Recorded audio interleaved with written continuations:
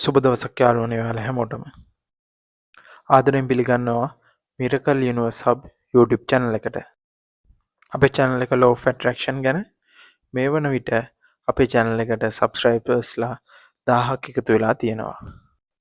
ඔබ තවමත් අපේ channel එකට අලුත් කෙනෙක් නම් දැම්ම අපිව subscribe කරලා තියාගන්න. අද අපි මේ වීඩියෝ එකකින් කතා කරන්න යන්නේ අපි එදිනෙදා ජීවිතයේදී අපේ ජීවිතයට මුහුණ පාන්න වෙන විවිධ සංසිද්ධීන් තියෙනවා. අන්නේ සංසිද්ධීන් ඇත්තටම වෙන්නේ අපේ ජීවිතයේ යහපත වෙනුවෙන්ද නැත්නම් අපේ ජීවිතයේ අයහපත වෙනුවෙන්ද කියලා අපි කලබල වෙලා තීරණ ගන්නවා. ඇත්තටම මේ අපි කොහොමද මේ තීරණය ගන්න ඕන කියන එක ගැන සෙන් කතාවක් ඇසුරෙන් අපි බලමු දැන්. වීඩියෝ එක අවසාන වෙන තෙක් රැඳී සිටින්න කියලා ආදරෙන් ඉල්ලා සිටිනවා.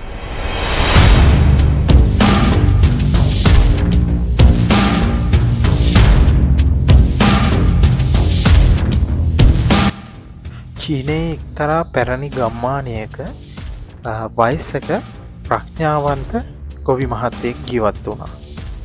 මේ ගොවි මහත්තයට ඉන්දියා කළු පාට ලස්සන අශ්වයෙක්.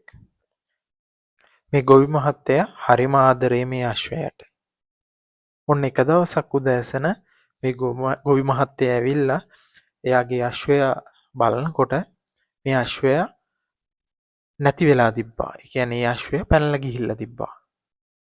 වැඩි වෙලාවක් යන්න කලින් ගමේ ඉන්න සියලු දෙනාටත් මේ පිළිබඳව ආරංචි වුණා. ගමේ ඉන්න මිනිස්සු ටික මේ ගොවි මහත්තයට කියන්න පටන් ගත්තා. බලන්න ඉතින් නේද? අවාසනාවක මහත ඔබට ඉඳපු එකම අශ්වයත් ඔබට නැති වුණා. දැන් කොහොමද ඔබ ඔබේ ගොවිතැන් කටයුතු කරගන්නේ? ඔබ කොහොමද ඔබේ කුඹුරු ටික හාන්නේ දැන්? මෙන්න මේ වෙලාවේදී මේ වයසක ගොවි මහත්තයා බොහොම සංසුන්ව මෙහෙම උත්තර දෙනවා. මම දන්නේ නෑ මගේ අශ්වයා පැනලා ගියේ මගේ හොඳටද නරකටද කියලා. බලමු ඉතින් අපි ඉස්සරහට. ඔන්න ඔහොම සතියක් විතර ගෙවිලා යනවා. ඔන්න එක දවසක් උදෑසන ගොවි මහත්තයාට තමන්ගේ ගොවිපළ පැත්තෙන් සතුන් කෑ ගහන ශබ්ද කීපයක් ඇහෙන්න ගන්නවා. ඔහු හෙමින් ඇවිල්ලා විපරම් කරලා බලනවා මොකද්ද මේ වෙලා තියෙන්නේ කියලා. හරිම පුදුමයි. ඔහුගේ නැති වූ අශ්වයා තවත් අශ්වයින් 6 දෙනෙක් එක්ක නැවතත් පැමිණලා තියෙනවා ඔහුගේ ගොවිපළටම. ඔහුට අලුතින් එකතු වූ අශ්වයින් ඊටමත් වටිනා කියන ඊටමත් ලස්සන පැහැයන්ගෙන් යුක්ත විවිධ අශ්වයින් හිටියා ඔහුට. මේ ආරංචියත් ඉක්මනින්ම ගමේ පැතිරුණා. ගමේ මිනිසුන් ගොවි මහතා හමු වෙලා කිව්වා ඔබ කොච්චර වාසනාවන්ත කෙනෙක්ද බලන්න ඔබට අශ්වයින් විශාල සංඛ්‍යාවක් මේ වන විට ලැබිලා තියෙනවා. මේ ගොවි මහතා මදසිනාවක් පහල කළා මෙහෙම කියනවා. කවුද දන්නේ මේක හොඳටද නරකටද වුනේ කියලා. මේ මහලු ගොවි මහතාට ඉන්දියා පුතෙක්. මේ පුතා නිතරම පුරුදු වෙලා ඉන්දියා මේ අශ්වයින් සමග ක්‍රීඩා කරන්න. මේ අශ්වයින්ගේ පිටේ නැගලා වේගෙන් යන්න මේ පුතා හරිම කැමැත්තක් දැක්වුවා. ඔන්න එක දවසක් මේ ගොවි මහතාගේ පුතා අශ්වයෙක් පදමින් ඉන්න වෙලාවේ අශ්වයෙක්ගේ පිටේ යමින් ඉන්න වෙලාවේ ඔහු විසි වෙලා ගිහිල්ලා වැටිලා ඔහුගේ එක් පාදයක අස්ථි බිඳීමක් ඇති වුණා. මේ කකුලට සිදු වූ හානිය නිසා ඒ ගොවි මහත්තයාගේ පුතාට ඇවිදීම පවා නොහැකි තත්ත්වයට පත් වෙලා තමයි තියෙන්නේ. මේ ආරංචියත් සමගම ගම්වාසීන් ඇවිල්ලා මේ ගොවි මහත්තයාට කියන්න පටන් ගත්තා. ඔබ මොනතරම් අවාසනාවන්තද? ඔබගේ දරුවා මොනතරම් අවාසනාවන්තද? බලන්න මේ අශ්වයාගේ පිටින් වැටලා ඔහුගේ කකුල බිඳිලානේ තියෙන්නේ. මේ වෙලාවේදී ගොවි මහත්තයා නැවතත් පිළිතුරු දෙනවා මම දන්නේ මේක උනේ වාසනාවටද අවාසනාවටද කියලා. අපි බලමු ඉස්සරහට මොකද වෙන්නේ කියලා. ඔන්න මෙහෙම දින සති කිහිපයක්ම ගත වීගෙන යනවා. මේ අතර මේ රටේ යුද්ධයක් ඇති වෙනවා ඔවුන්ගේ අසල්වාසී රටක් සමග. මේ යුද්ධය ඉතාමත් දරුණු අතකට හැරෙනවා. ඔවුන්ගේ සෙබළුන් සංඛ්‍යාව ඉතාමත් අඩුවෙමින් ශීඝ්‍රයෙන් අඩුවෙමින් පවතිනවා. මේ පවතින තත්ත්වය හමුවේ රජය විසින් තීරණය කරනවා රටේ සිටින සියලුම තරුණයන් හමුදා සෙබළුන් ලෙස බඳවා ගන්න. මේත් සමගම මේ ගොවි මහතා සිටින ගමටත් රජයේ සෙබළුන් පැමිණෙනවා සිටින සියලුම තරුණයින් ඔවුන්ගේ හමුදාවට සෙබළුන් ලෙස බඳවා ගැනීමට. මෙහිදී මේ ගමේ සිටින සියලුම තරුණයින් සෙබළුන් රැගෙන යනවා ඔවුන්ගේ ඉදිරි කටයුතු සඳහා. නමුත් මේ ගොවි මහත්තයාගේ පුතා අශ්වයාගේ පිටින් වැටිලා තුවාල වෙලා ඉන්න පුතා රැගෙන යන්නේ නැහැ. මක් නිසාද? ඔහුගේ කකුල තුවාල වෙලා තියෙන නිසා එයාව බඳව ගන්න බෑ යුද්ධය සඳහා. මේ යුද්ධයේදී විශාල තරුණයින් ප්‍රමාණයකට ජීවිත අහිමි වෙනවා. මෙන්න මෙහෙම තමයි මේ යුද්ධය අවසන් වෙන්නේ. මේ අතර නැවතත් ගමේ මිනිසුන් ඇවිල්ලා මේ මහලු ගොවි මහත්තට කියන්න පටන් ගන්නවා ඔබ කොච්චර වාසනාවන්ත පුද්ගලයෙක්ද? ඔබගේ දරුවා කොච්චර වාසනාවන්ත පුද්ගලයෙක්ද? මේ වෙලාවේදීත් කලින් වගේම ගොවි මහත්තයා උත්තර දෙනවා මේක උනේ වාසනාවටද අවාසනාවටද කියලා මම දන්නේ ඉදිරියට වෙන දේවල් බලමු කියලා. අපි අපේ ජීවිතවලදීත් විවිධ අවස්ථාවන් වලදී ඊටමත් ඉක්මනින් අපි තීරණය කරනවා මෙන්න මේක උනේ මගේ වාසනාවට මෙන්න මේක උනේ මගේ අවාසනාවට වගේ දේවල් අපි ලේබල් කරනවා මෙන්න මේක උනේ මගේ අවාසනාවට වෙන්නේ නැති. අන්න ඒ වගේ අවස්ථා අපේ ජීවිතය අපි දැකලා තියෙනවා. අපි අපේ අවාසනාවට සිදුනා කියලා ඇත්තටම හිතපු සමහර දේවල් කාලයත් සමගම අපිට පසුව වැටහෙන්න ගන්නවා. මේක ඇත්තටම මෙහෙම උනේ මං වෙනුවෙන් කොච්චරම මගේ වාසනාවට මගේ යහපතටම නේද මේක උනේ කියලා. එහෙම අවස්ථා ඔබේ ජීවිතේත් ඕන තරම් ඇති.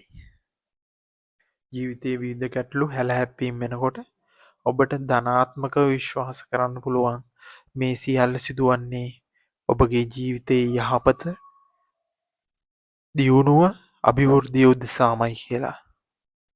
අපි මේ කතා කරපු ගොවි මහතාගේ කතාවේ වගේ යම්කිසි ප්‍රශ්නයක් ගැටලුවක් ආපු ගමන් ඒක දැකලා ඒකට කලබල වෙන්නේ නැතුව process එක මේ universal process එක විශ්වාස කරමින් universe may be rearranging something better for you. විශ්වය ඔබ වෙනුවෙන් වඩාත් හොඳ දෙයක් සූදානම් කරමින් සිටින බව මතකයේ තබා ගන්න. මෙතෙන්දි කෙනෙක්ට ඇති වෙන්න පුළුවන් ප්‍රශ්නයක් තමයි සෑම පුද්ගලයෙකුටම වෙන හැම දෙයක්ම වෙන්නේ ඒ පුද්ගලයාගේ යහපතටද කියලා. මොකද සමාජයේ විවිධාකාර පුද්ගලයින් ඉන්නවා. හොරු, මංකොල්ලකාරයෝ, මිනීමරුවෝ, ඒ විවිධ ජාතිය මිනිස්සු ඉන්නවා. ඒ වගේම යහපත් දේවල් කරන රටට සමාජයට සේවය කරන තමන්ගේ ඥාතීන්ට වෙන්න පුළුවන් හිත මිතුරන්ට තමන්ගේ පවුලේ අයට රටට ජාතියට අවංකව සේවය කරන මිනිස්සු ඉන්නවා. තමන් විශ්වයට මුදාහරින්නේ කුමක්ද? යහපතද? දියුණුවද? අනිත් මිනිස්සුන්ට සිතක් වෙන්න කියලාද? මෛත්‍රිය කරුණාවද? විශ්වයෙන් පෙරලා ඔබට ලැබෙන්නේද? ඒ දේවල්මයි. යම් කෙනෙක් විශ්වයට මුදාහරින්නේ වෛරය, ක්‍රෝධය, තරහව, ඉරිසියාව, කුහකකම් වගේ දේවල් නම් පෙරලා ඔහුට ලැබෙන්නේද? ඒ දේවල්ම තමයි. ඔබ යහපත වපුරන කෙනෙක් නම් ඔබේ ආගමානුකූලව වෙන්න පුළුවන්. ඔබ බෞද්ධ වෙන්න පුළුවන්, ක්‍රිස්තියානි, ඉස්ලාම්, හින්දු තවත් වෙනත් ආගමක පුද්ගලයෙක් වෙන්න පුළුවන්.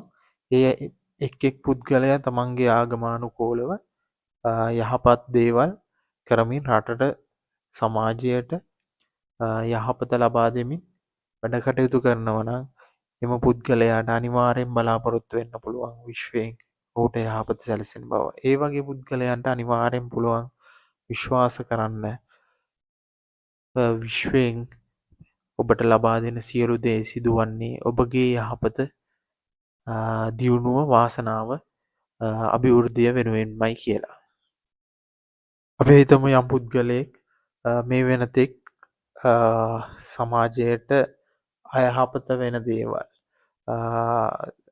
පැරදි දේවල් කරමින් ජීවත් වුණා නම් ඔහුට කරන්න තියෙන එකම දේ තමයි අතීතය අමතක කරලා වර්තමානයේ ඉඳලා ඔබ යහපත සදාචාරාත්මක විදියට යහපත අනිකාගේ දියුණුව රටට සමාජයට සේවයක් වෙන විදියට ජීවිතය ආරම්භ කරන්න පුළුවන්. ඒ ආරම්භ කරන මොහොතේ පටන් ඔබට විශ්වයෙන් ඒ ආශිර්වාදය පෙරලා ලැබෙන්න පටන් ගන්නවා. ඔබටත් පුළුවන් ඔබට වෙන සියලුම දේවල් විශ්වයෙන් ඔබගේ යහපත දියුණුව අභිවෘද්ධිය උදෙසා වන දේවල් බවට පත් කරව ගන්න, හරව ගන්න. හොඳයි අපි හිතනවා අද වීඩියෝ එක ඔබට ප්‍රයෝජනවත් වුණා කියලා. අපි අද වීඩියෝ එක මෙතනින් අවසන් කරනවා. මේ වීඩියෝ එක වැදගත් වුණා නම් වීඩියෝ එකට ලයික් එකකුත් දාන්න. වීඩියෝ එක ගැන ඔබගේ තියෙන අදහස් පහලින් වීඩියෝ එක පහලින් කමෙන්ට් එකකුත් දාගෙන යන්න. මේ වගේ කතාන්දර සෙන් කතා ඇසුරෙන් මේ law of attraction වල පැහැදිලි කිරීම කරගෙන යන එක ගැනත් ඒක හොඳයිද ඉදිරියටත් ඒ විදිහට කරගෙන යන්නද කියන එක ගැනත් ඔබගේ අදහස් පහලින් කමෙන්ට් එකක් දාන්න. මේ වීඩියෝ එක ඔබගේ යාළුවෙකුට, ඥාති කෙනෙකුට, මිත්‍රයෙකුට ප්‍රයෝජනයක් වෙයි කියලා හිතෙනවා නම් ඒ යාළුවන්ටත් බලන්නත් මේ වීඩියෝ එක ෂෙයා කරන්න. අපේ මිරකල් යුනිවර්ස් YouTube channel එකට සබස්ක්‍රයිබර්ස්ලා 1000ක් වෙලා තියෙනවා අද දවස් වෙනකොට. හරිම සතුටුයි ඔයාලා අපිත් එක්ක එකතු වෙලා ඉන්න එක ගැන. ඔබ සියලු දෙනාටම ඒ ගැන අපි ස්තුතිවන්ත වෙනවා. ඒ වගේම අපේ ෆැමිලි එකත් එක්ක තවමත් ජොයින් වෙච්ච නැති කෙනෙක් ඉන්නවා නම් දැන්ම සබස්ක්‍රයිබ් කරලා තියාගන්න අපිව. ඊට අමතරව බෙල් බටන් එකත් ක්ලික් කරලා තියාගන්න. එතකොට අලුත් වීඩියෝ එකක් ආපු ගමන් ඔයාලට නොටිෆිකේෂන් එකක් කරා දැනුවත් වෙන්න පුළුවන්කම තියෙනවා. එහෙනම් ලබන සතියේත් අලුත් වීඩියෝ එකකින් හමු වෙමු. එතකම් පරිස්සමින් ඉන්න. සුබ දවසක් ඔයාලා හැමෝටම.